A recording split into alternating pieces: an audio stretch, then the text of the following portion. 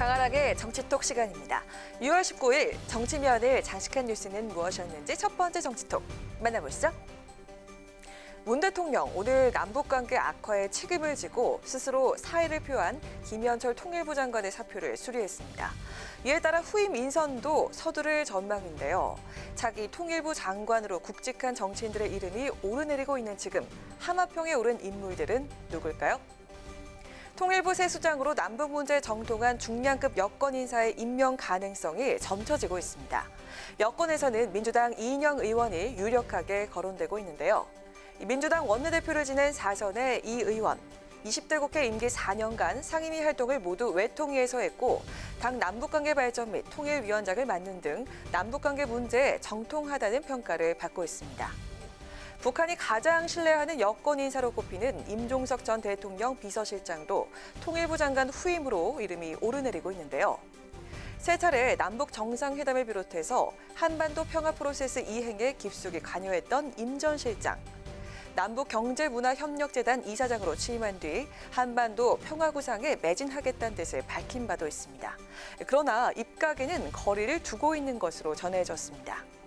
이 밖에도 유연한 소통 능력과 탁월한 정무 감각을 보유한 4선의 우상호 의원과 함께 민주당의 설훈, 송영길, 홍익표 의원 등도 잠재적 후보군으로 물망에 오르고 있습니다.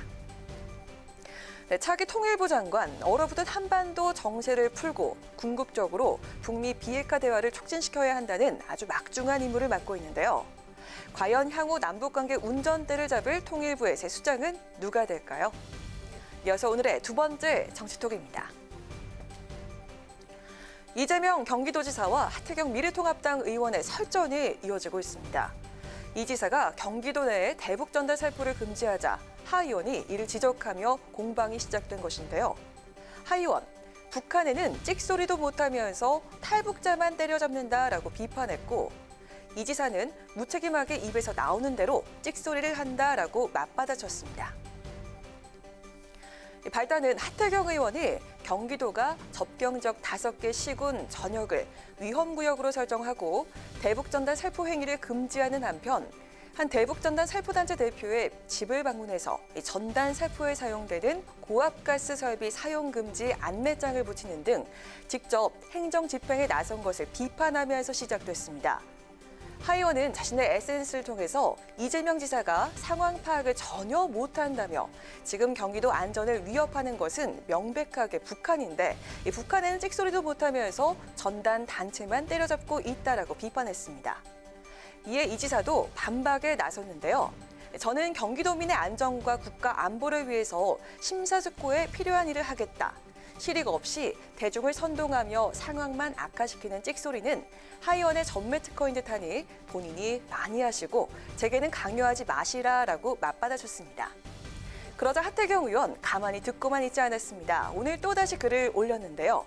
문 대통령에 대한 북한의 조롱과 연락사무소 폭파에는 침묵을 하더니 야당 의원의 비판에는 즉각 대응한다라고 말했습니다. 대북전달 살포를 둘러싼 정치권의 공방이 가열되고 있습니다. 이에 대해 통일부는 탈북민 단체의 활동이 접경 지역의 안전에 위험이 되는 만큼 현장 대응 등 단속을 강화하는 한편 남북교류협력법 등 위반에 대한 처벌을 병행해서 전당 등의 살포 행위를 엄정하게 차단하고 재발 방지를 견인해 나가겠다고 밝혔습니다. 마지막으로 세 번째 오늘의 정치톡입니다. 국회 원구성을 두고 여야가 평행선을 달리는 가운데 미래통합당이 더불어민주당을 향해서 초당적 외교안보 합동회의 구성을 제안했습니다. 여당의 상임위원장 단독 선출에 항의하고 있어 국회 외통위 회의에는 참석할 수는 없지만 북한의 연이은 대남 공세로 남북관계가 위태로운 만큼 안보 정당으로서 마냥 손을 놓고 있을 수는 없다는 취지로 풀이됩니다. 여당의 초당적인 외교 안보 합동회의를 할 것을 제의합니다. 국익과 직결되는 사안들을 허심탄회하게 논의하고 정부가 취해야 할 대책 방향을 잡아주는 그러한 논의를 할 필요가 있다고 생각을 해서 저희들이 제안을 하는 것입니다. 미래통합당 외교안보특위 위원장을 맡고 있는 박진 의원은 당을 초월한 합동회의를 통해 제대로 된 대북 정책을 제시하겠다며 김종인 비대위원장에게 보고해 승낙을 받은 사안이라고 밝혔는데요.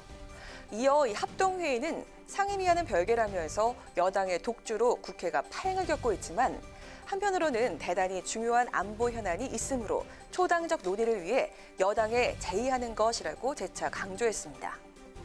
한편 통합당의 외교안보특위는 북한의 개성 남북 공동연락사무소 폭파에 강력히 항의하는 의미로 오는 22일 북한 도발 중단 촉구 결의안을 당론으로 발의키로 했습니다. 주호영 원내대표의 다음 주 복귀가 예상되는 가운데 여야의 초당적 안보 논의가 성사된다면 국회 파행 사태의 출구가 될 수 있을 것이라는 기대감도 나오고 있습니다. 여야의 외교안보 합동회의는 무사히 꾸려질 수 있을지 또 꽉 막힌 전국을 풀 해법이 될 수 있을지 지켜보도록 하겠습니다. 지금까지 강하락의 정치톡이었습니다.